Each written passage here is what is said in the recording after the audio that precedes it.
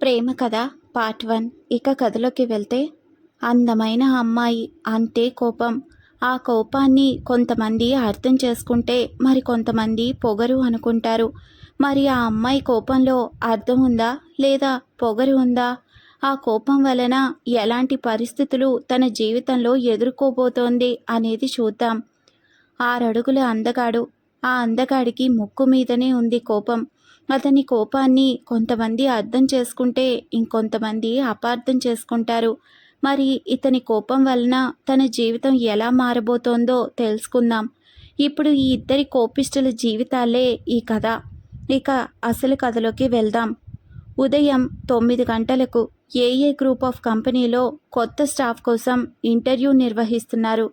కొంచెం హడావిడిగా ఉంది అక్కడి వాతావరణం. అందుకు కారణం ఏఏ గ్రూప్ ఆఫ్ యొక్క కొత్త సీఈఓ. 2 రోజుల ముందర గ్రాండ్గా సీఈఓగా బాధ్యతలు తీసుకున్నాడు అభిరామ్ వర్మ మొదటి కుమారుడు అభయ్ వర్మ. అభయ్కి తమ్ముడు అక్షయ్ వర్మ. ఇద్దరు అబ్బాయిల పేరు వచ్చేలాగా కంపెనీ పేరు ఏఏ గ్రూప్ ఆఫ్ కంపెనీ మొదలుపెట్టాడు. అభయ్కు 5 సంవత్సరాల వయసులో ఉన్నప్పుడు అభిరామ్ వర్మ 2 సంవత్సరాల లోపే మొదటి స్థానాన్ని సంపాదించుకున్నాడు తన కృషి పట్టుదలతో అభిరామ్ వర్మ. అప్పటి నుండి ఇప్పటి వరకు ఏఏ కంపెనీయే మొదటి స్థానంలో ఉంది. దానిని అధిగమించే వాళ్ళు ఇక ఎవరూ రాలేదు. ప్రస్తుతం అభయ్ వర్మకు 28 సంవత్సరాలు.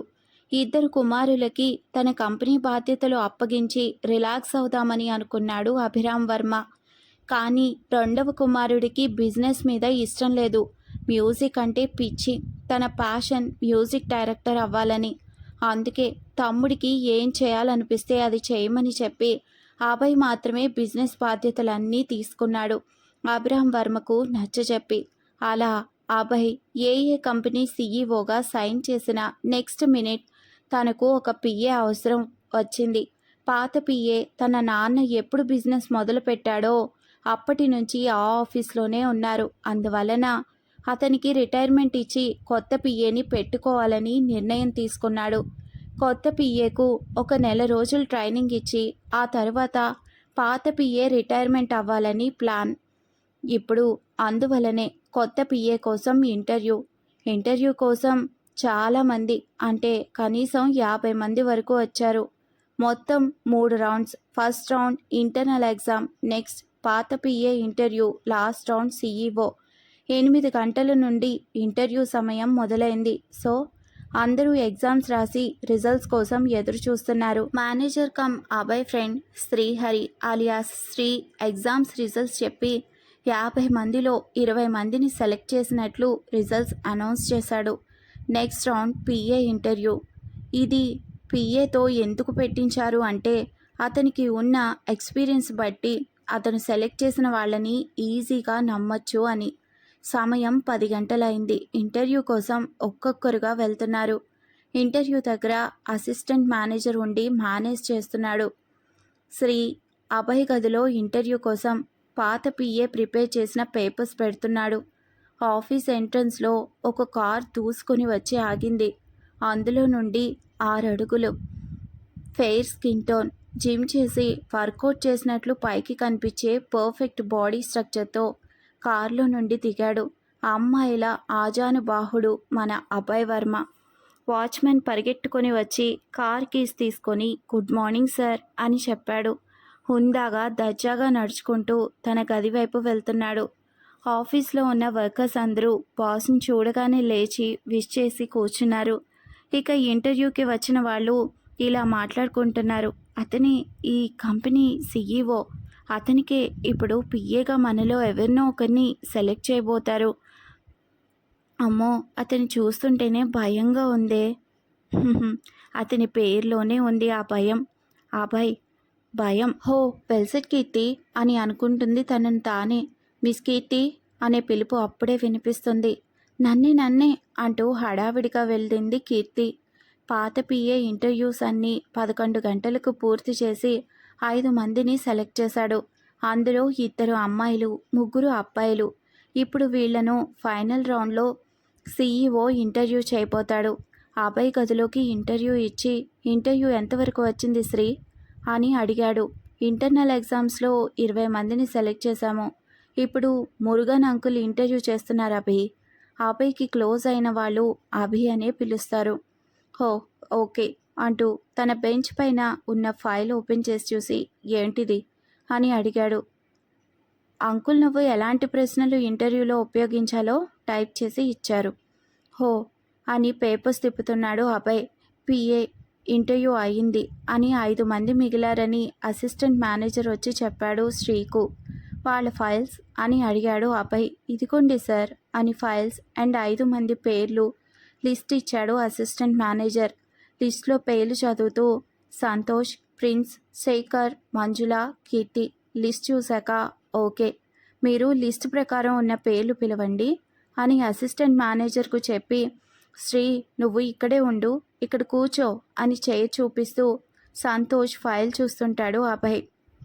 మే కమిన్ సార్ అంటూ ఒక గొంతు.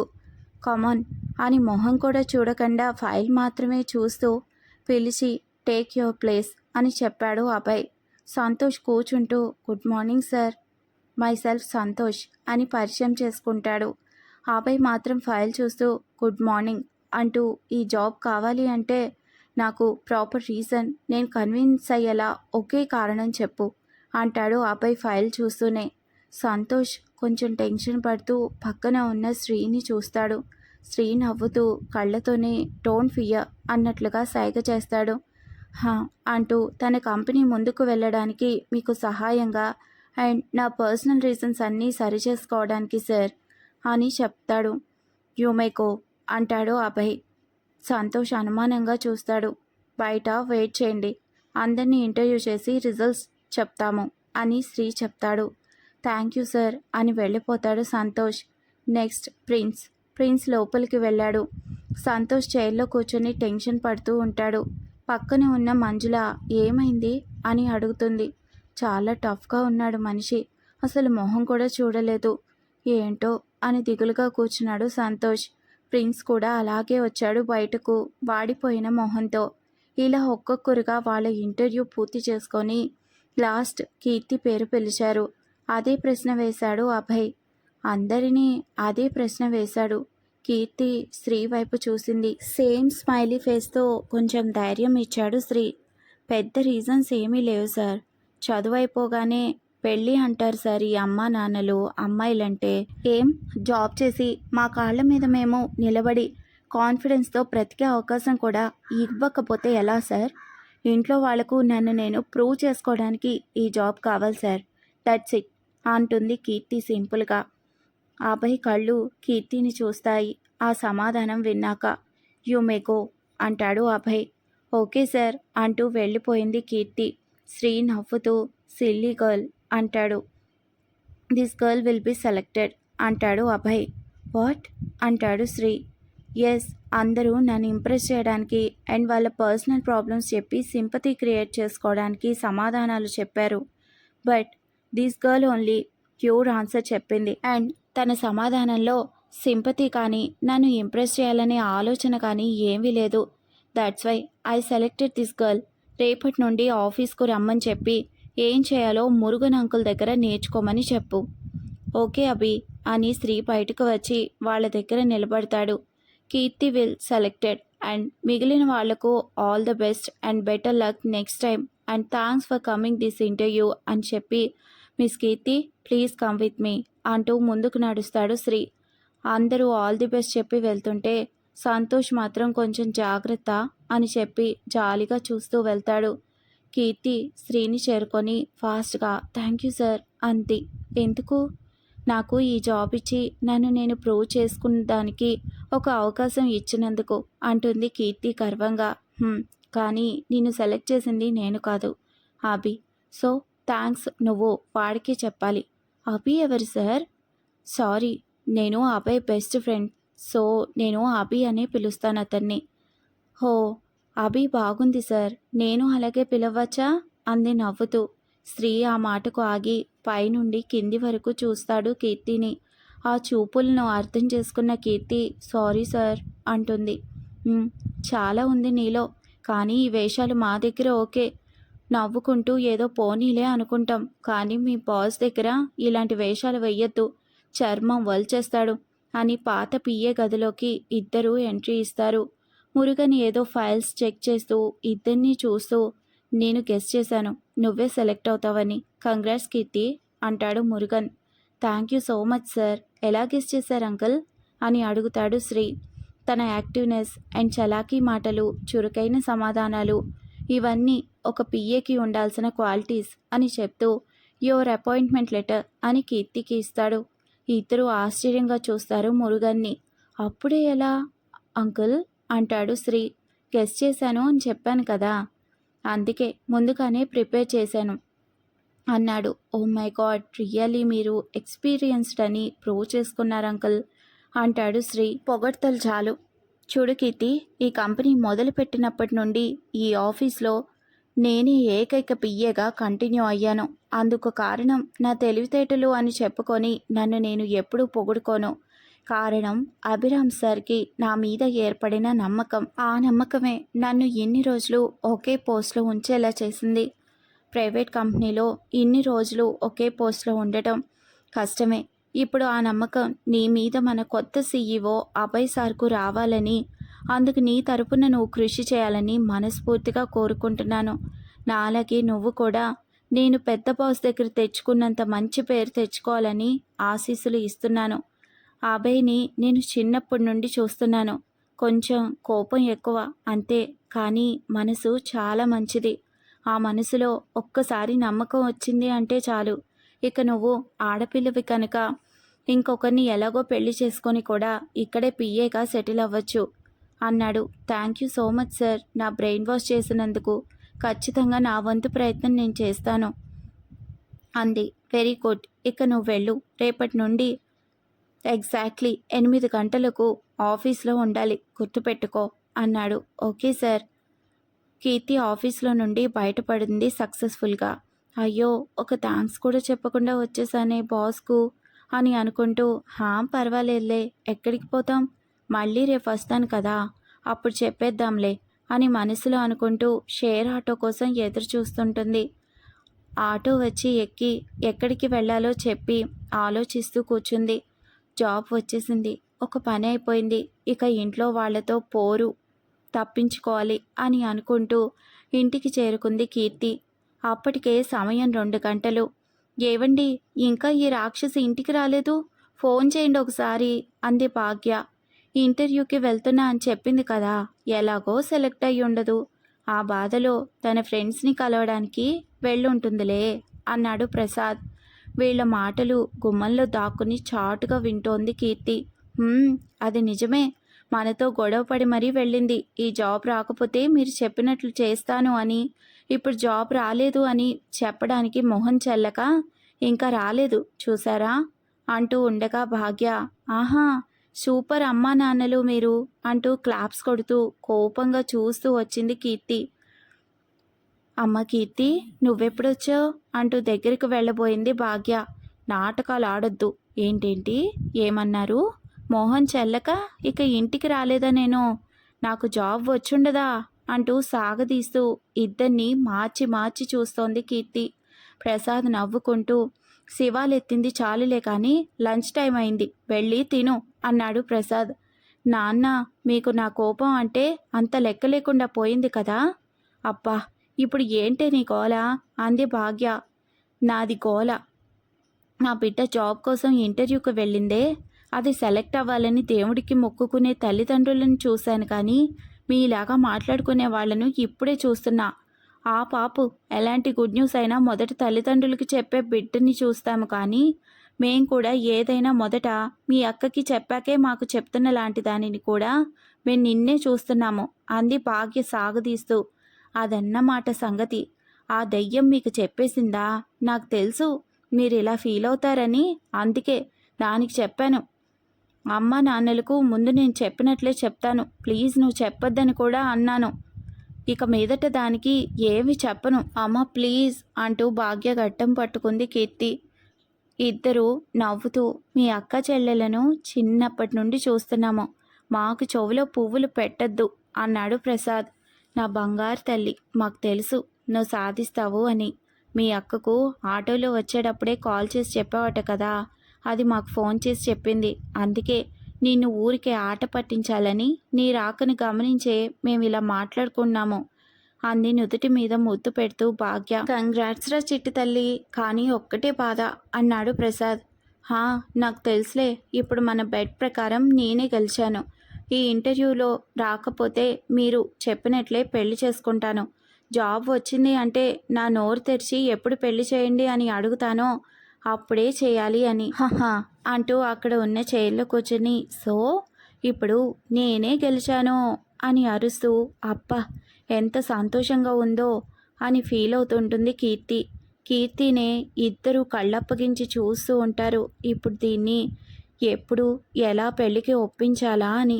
ఇద్దరిని చూసి చాలండి కళ్ళు అప్పగించి చూసింది. మా నాకు ఆకలిగా ఉంది, కొంచెం అన్నం వడ్డిస్తావా, నేను వెళ్ళి ఫ్రెష్ అయ్యి వచ్చేస్తాను 5 నిమిషాల్లో అంటూ బెడ్రూమ్కి వెళ్ళి తలుపు లాక్ చేసుకొని కిటికీలో నుండి అమ్మా నాన్న ఏం మాట్లాడుకుంటున్నారా అని చెవి పెట్టింది కీర్తి. ఇదేంటండి ఇలా అంటుంది, అది ఎప్పటికీ నోరు తెరిచి అడుగుతుంది నాకు పెళ్లి చేయండి అని, ఈ జన్మలో అడగదు, నాకెందుకో దిగులుగా ఉందండి అంటూ బాధగా చెప్పింది భాగ్య. భాగ్య ఎందుకు చెప్పదు, తనే అడుగుతుంది చూడు. ఆ సమయం వస్తే నీ భయాలన్నీ పోతాయి. కానీ అది ఎందుకు పెళ్లి చేసుకోను అంటుంది, మనకి కొడుకులు లేరు కాబట్టి తనే కొడుకుగా మనల్ని చూసుకోవాలని. ఇక ఇంట్లో అప్పులు ఉన్నాయి, అవన్నీ తీర్చాలని, అంతే కదా. ఇక ఇప్పుడు చూడు, 1 సంవత్సరంలో మేఘ పెళ్లి కోసం చేసిన అప్పులు తీరిపోతాయి. నా జీతం కీర్తి జీతం కలిసి తీర్చేస్తాం. ఆ తర్వాత 1 సంవత్సరం తనకి చేయాల్సిన వాటికి డబ్బులు సర్దుకుంటే సరిపోతుంది. అంతలో ఎవరో ఒకరు మన కీర్తి కోసం రాకపోరా, అప్పుడు కీర్తిని అడుగుతుంది, చూస్తూ ఉండు అంటూ ఏదో లెక్కలు రాస్తున్నాడు ప్రసాద్. మీ మాటలు విన్నాక కొంచెం భయం పోయి ధైర్యం వచ్చింది అంటూ కిచెన్లోకి వెళ్ళింది భాగ్య. అబ్బా వీళ్ళ క్యాలిక్యులేషన్లు సూపర్ కదా.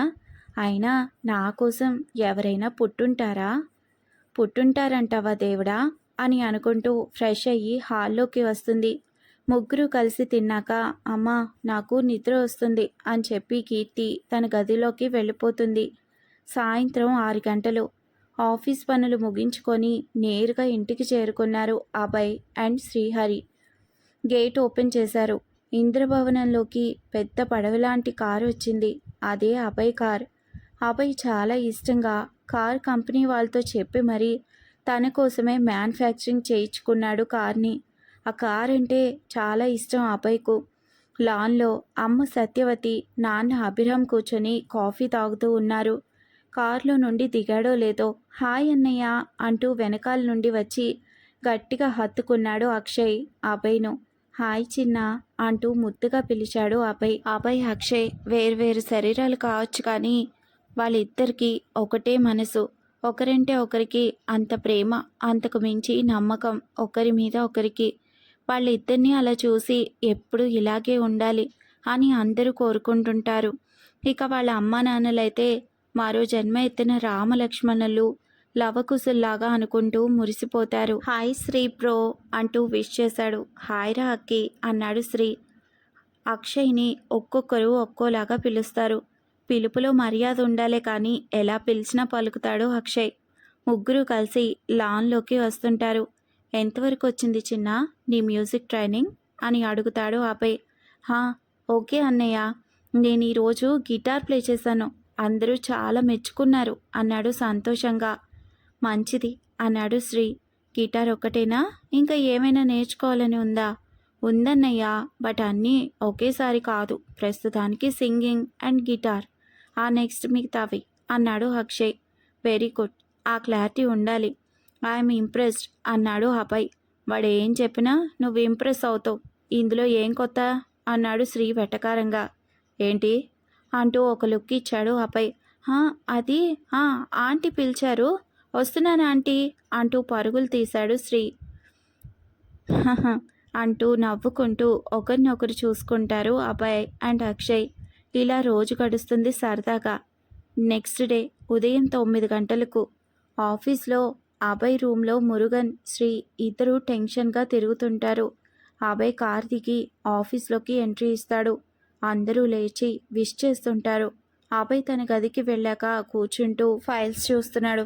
ఈ కొత్త పిఏ ఇంకా రాలేదు. సార్కేమో డిసిప్లిన్, టైం సెన్స్ ఖచ్చితంగా ఉండాలి. అవును, సార్ వచ్చిన మొదటి రోజే ఆ విషయం క్లారిటీగా చెప్పారు.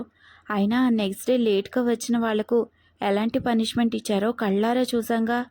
అయితే ఇప్పుడు మళ్ళీ ఇంటర్వ్యూ కోసం ప్రిపేర్ చేయాల్సి ఉన్న పరిస్థితి వస్తుందేమో అంటూ శబ్దం చేయకుండా నవ్వుకుంటూ మాట్లాడుకుంటున్నారు స్టాఫ్. అప్పుడే ఆయాసపడుతూ ఫాస్ట్గా ఆఫీస్లోకి ఎంట్రీ ఇస్తూ ఉంది కీర్తి. లోపలికి వెళ్ళిన అభయ్ వెళ్ళి తన సీట్లో కూడా కూర్చోకుండా ఇద్దరిని చూస్తూ, ఏంటి ఇద్దరు అలా ఉన్నారు? అంకుల్, ఏమైంది? కొత్త పిఏ ఏమైనా పొరపాటు చేసిందా అడిగాడు. అసలు ఇంతవరకు వచ్చి ఉంటేనే కదా పొరపాటు చేయటానికి అంటూ కొనుక్కుంటూ ఉన్నాడు శ్రీ. వాట్? కమ్ అగైన్ అన్నాడు ఆ మాటలు విన్న అభయ్. ఎక్స్క్యూజ్ మీ సార్ అంటూ డోర్ టపాల్న ఆయాసపడుతూ తెచ్చింది కీర్తి.